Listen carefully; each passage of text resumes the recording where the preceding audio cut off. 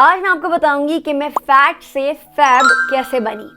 इस वीडियो की detailed video मेरे YouTube चैनल पे मौजूद है। अगर आपने मेरी वो वीडियो नहीं देखी तो आप पहले जाके उस वीडियो को देखें, क्योंकि उस वीडियो में कुछ ज्यादा डिटेल्स हैं जो मैं इस वीडियो में नहीं बता सकी। पोस्टपार्टम वेट लॉस करना बहुत मुश्किल हो जाता है, स्पेशली उन मदर्स के लिए जिनको कोई गाइड करने वाला नहीं होता।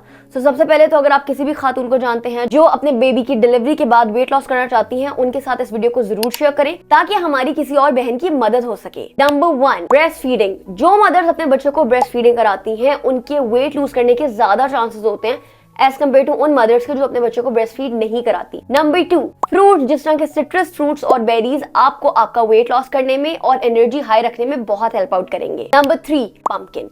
पंपकिन के एक कप के अंदर सिर्फ 30 कैलोरीज होती हैं और pumpkin vitamin A, vitamin C और विटामिन ई का भी बहुत अच्छा सोर्स होता है। Number 4, oats. ओट्स फाइबर में भी रिच होता है और इसमें प्रोटीन भी बहुत हाई अमाउंट में होता है। नंबर 5, प्रोटीन सोर्सेज, जिसमें हमारे पास मीट सोर्सेज में मीट आता है, फिश आती है, चिकन आता है। अगर आप नॉन वेजिटेरियन हैं तो आप लेंटिल्स का भी इस्तेमाल कर सकते हैं। Number 6, nuts and seeds. इसमें प्रोमिनेंटली आलमंड, कैशू नट्स और पंपकिन सीड्स आते हैं। नंबर 7, खाने को कोकोनट ऑयल या फिर देसी घी में बनाएं।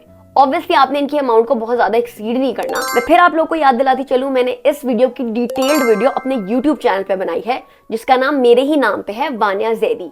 अगर आपने मेरी वो वीडियो नहीं देखी तो उसको जरूर देखें। उस वीडियो को भी और लोगों के साथ शेयर करें, क्योंकि उस वीडियो में जो इन्फॉर्मेशन है वो इस वीडियो में मौजूद नहीं है।